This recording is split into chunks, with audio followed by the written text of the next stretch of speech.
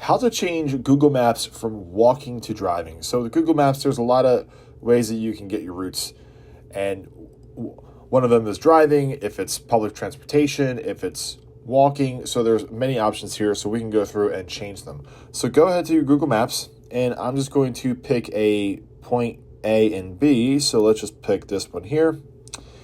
And what we're going to do is go ahead and pick a different location here.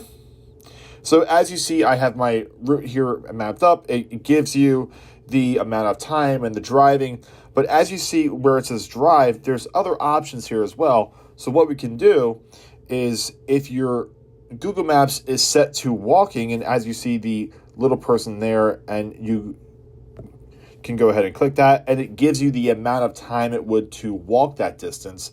If you're stuck here, all you have to do is go ahead and get your donation set. You don't have to start the actual directions, but you'll have these options here, so you can go ahead and scroll through and make sure that you're on driving.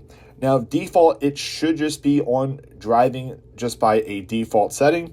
But if you are on walking or one of the other options here, as you see with public transportation, walking, there's a bike option and things like that.